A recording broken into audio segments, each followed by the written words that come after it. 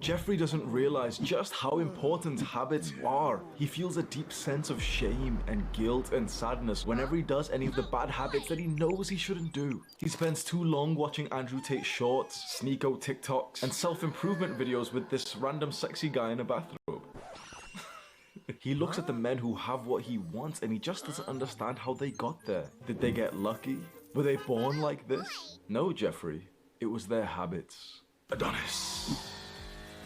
Every single day, Adonis wakes up at sunrise and he goes to sleep shortly after sunset.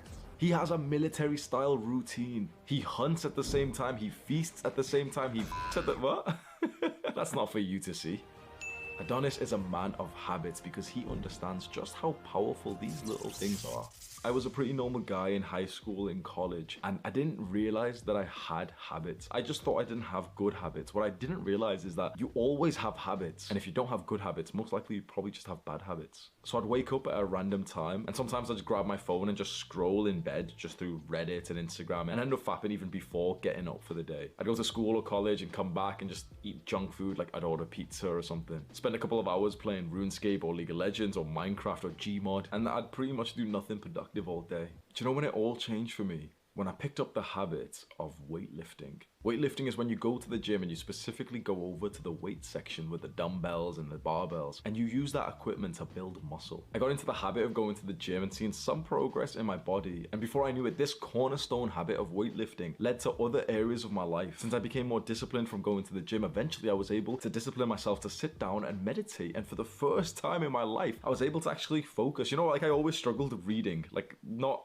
I know that's kind of silly to say, but like I literally always struggled to read because I'd read like a sentence and I just forgot what I had just read, and so I needed to like reread what I just read. And the reason why was because I wasn't present. And so as soon as I started meditating, I was able to read at age 21. That led to other habits like journaling, where I was able to really clear my mind and organize my thoughts and actually make good decisions. And did you know that making good decisions is literally just the key of becoming more successful? If you make good decisions, you will become more successful. But they don't want you to know about the power of habits, because when you look through media, what do you see? When you watch a movie or TV show, what do you see? You never see the value of habits. You see the big magical event that changed it all. You see this grand moment. The moment that the spider bites the nerd and suddenly he's a superhero and he wakes up with a six-pack. You never see him waking up early, training and dieting for 100 days straight. If there's ever a montage where it shows them doing the right habits, that montage scene is like 1 minute and suddenly they're transformed. You've never even been exposed to what habits can really do for you. And maybe you do understand some of the value of habits, but you might feel a little bit sad because you're like, well, I can't stay consistent in them. And that's a normal experience for a lot of young guys. You want to get into the habit of exercising or eating clean or stretching or meditating or journaling or any kind of habit, and you just get really like frustrated when you can't do it consistently. You keep missing like random days, don't you? That's normal. Please listen to me when I say this. Consistency is not doing the habit every single day. It's just continuing to do the habit over the long term, over the months and years. And of course, over years, you're not going to do the thing every day. You're going to miss tens, hundreds of days. But as long as you start that habit today, journaling, meditation, and you're still meditating 5 years from now, well, that's consistency. Ask any guy who's built a muscular physique. If he went to the gym every single day without missing a day, he'll say, no, of course not. Of course I took rest days, but I also just missed some workouts because I wasn't that disciplined from the start. But that guy's still disciplined because he started working out years ago and he's still working out now. There's 3 habits that I am sure will change your life, and we'll go over them very quickly because I don't want to waste your time. Those are weightlifting, meditating, and reading. The reason why I've said weightlifting and not just exercising, because exercise, you know, you've always heard of the benefits of exercise. That's awesome. Honestly, exercise makes you healthy. That's awesome. But weightlifting or calisthenics, bodyweight exercises, specifically exercises that build muscle, they do so much for a man. Exercising and just getting fit and doing cardio is nice, but building muscle and getting stronger makes you feel like a man. It makes other men respect you and it makes women attracted to you. I think the single greatest thing that you have control over in terms of how many women you can attract is just building like a 10 out of 10 aesthetic body. I have a program for building your aesthetic body, which is linked in the description. Some people think that it's quite shallow to improve your looks through something like going to the gym, but I think it's the opposite. I think it's as deep as it possibly could be. How attractive you are really does influence the rest of your life. It influences how many girls are into you. It influences how many guys respect you and like you and want to be around you. And there's a thing called the halo effect, which is pretty much just that people like you more if you're more attractive. And so I don't think it's a shallow thing to try and improve your looks through something like weightlifting. If anything, I think it's quite ignorant to not consider this. And, you know, just those guys who say like, oh, well, I don't care about my look. I don't care what other people think of me. Like, because We do, bro, we do care what other people think of us. And I know, like, you know, it's quite conventional to say, oh, I don't care what other people think.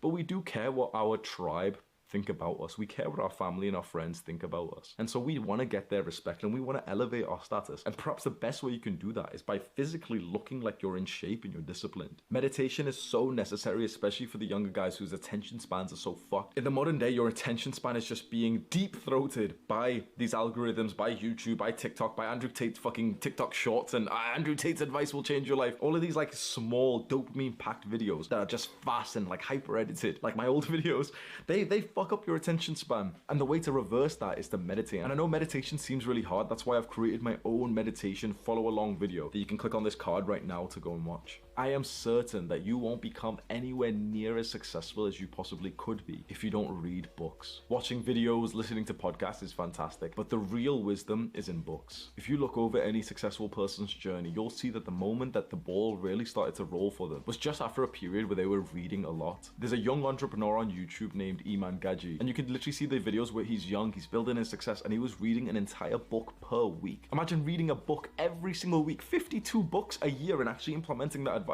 Would it be a surprise that you became successful after that? Of course you have to take action. You can't just read for fun, but action comes from knowledge. I'll give you a bonus habit, which I mentioned before, and that's journaling. A lot of guys don't really feel comfortable with journaling because it just feels kind of like feminine and stuff. Up until you get reminded that men like Winston Churchill and Marcus Aurelius had journals. And so if you think it's gay to write down your feelings in a diary, but they're successful masculine guys who have done it. Marcus Aurelius was the emperor of Rome, one of the strongest men ever. And Churchill was probably one of the best British leaders ever. If these strong, masculine, successful guys, dominating kind of guys, write in their journals, then maybe we should consider it too. I give you my word that if you spend some time developing the right habits, your life will transform over time. Habits are like these small things that you do today, which are kind of easy to do and also easy not to do. So a lot of people just choose not to do them. But the guys who choose to do them don't really spend that much time doing them. They don't sacrifice that much, you know, just implementing a small habit of reading 10 pages a day or meditating for 5 minutes. But over time, that stacks up and you start progressively overloading and doing more and more and more till eventually you're that guy who just meditates. You're that guy who meditates for an hour. You're the guy who's read 100 books on finance, success, and money, and now you're actually wealthy. I want that for you. Click and watch this video right now. Do the hard work, especially when you don't feel like it. Mwah.